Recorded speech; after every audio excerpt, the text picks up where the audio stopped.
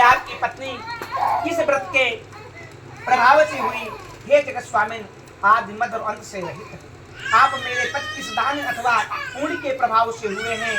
शंकर जी बोले, हे देवी सुनो, मैं तुमसे वह उत्तम व्रत कहता हूँ जो परम गोपनीय है, जो मेरा सर्वस्व है। ये व्रत जैसे ताराओं में चंद्रमा, ग्रहों में सूर्य, वर्णों में ब्राह्मण, सभी देवताओं में विष्णु, नदियों में जैसा गंगा, पुराणों में महाभारत, वेदों में सामवेद, इंद्रियों में मन जैसे श्रेष्ठ समझे जाते हो, वैसे पुराण वेद का सर्वस्व इस व्रत के शास्त्रों ने कहा है। इस प्रकार से उसे एकाग्र मन हो श्रवण कर। इसी व्रत के प्रभाव से ही तुमने मेरा अर्धासन प्राप्त किया है।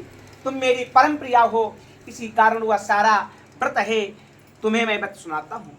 भादो महीना हो, शुक्ल पक्ष की तृतीया और परता चतुर्थी हो और हस्त नक्षत्र हो, तो उस दिन ही इस व्रत को के अनुष्ठान के से मनुष्य के सभी पाप भस्मीभूत हो जाए। हे देवी सुनो, जिस महान व्रत को तुमने हिमालय पर्वत पर धारण किया था, वह सबका सब पूरा वृतांत तुमसे मुझसे श्रवण करो। श्री पार्वती जी बोले, भगवान वह सर्वोत्तम व्रत मैंने किस प्रकार से किया था, ये सब हे महेश्वर मैं आपसे सुनना चाहती हूँ। शिव जी बोले, हिमालय नामक एक उत्तम महान पर्वत है, नाना प्रकार की भूमि तथा वृक्षों से शोभायमान है। अनेक प्रकार के पक्षी वहाँ अपनी मधुर बोलियों से उसे शोभायमान करते हैं। इसे विचित्र मृगादि पशु वहाँ विचरते हैं। देवता गंधर्व सिद्ध चारण यांग प्रसन्न होकर के वहाँ घूमते रहते हैं। गंधर्व जन गायन करते हैं। इस प्रकार से मग्न रहते हैं। नाना प्रकार की वैदुर्य मणियों से द्वारा सोने की ऊंची ऊंची चोटियां रूपी बजाओं में से यानी आकाश पर खिलता है, दिखाई देता है। उसका आकाश में स्पर्श इस प्रकार से है जैसे कोई अपने मित्र के मंदिर को छू रहा हो। वह बर्फ से ढका रहता है। गंगा नदी की ध्वनि से वह सदा शब्दमान है।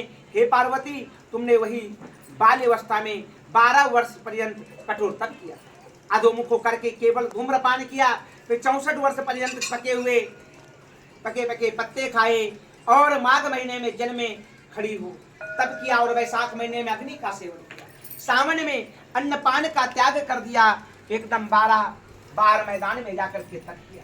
तुम्हारे पिता तुम्हें इस प्रकार के कष्टों को देख करके और चिंता करने लगे, व्याकुल हो गए। उन्होंने विचार किया कि कन्या किसको दी जाए। उस समय ब्रह्मा जी के पुत्र परम धर्मात्मा श्रेष्ठ मुनि श्री नारद जी तुम्हें देखने के लिए आ गए।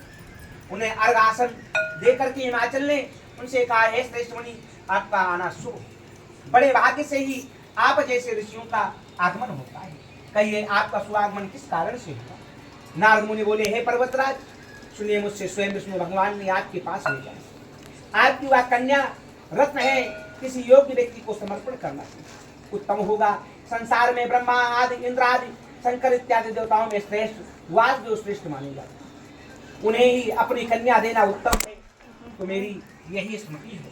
हिमालय बोले, देवादिदेव वासुदेव यदि स्वयं ही जब कन्या के लिए प्रार्थना कर रहे हैं और आपके आगमन का भी यही प्रयोजन है, तो आप अपनी कन्या उन्हें देंगे। ये सुनकर नारद जी ने वह अंतर्ध्यान होकर के शंख चक्रता पत्रधारी श्री विष्णु जी के पास पहुंचे। नारद जी बोले, हे देव, आपका विवाह निश्चित होगा। इतना कहकर देवर्षि नारद जी तो चले आए और इधर हिमालय राज ने अपनी पुत्री गौरी से प्रसन्न होकर के कहा, हे पुत्री, तुम्हें गरुड़ध्वज वासुदेव को प्राप्ति देने का विचार कर लिया। पिता के इस प्रकार के वचन सुनकर के पार्वती अपनी सखी से डर गई और अत्यंत क्रोधित हो, दुखित हो पृथ्वी पर और विलाप करने लगी। उन्हें इस प्रकार के दुखित विलाप करते हुए सखी ने देखा और पूछने लगे, हे देवी, तुमने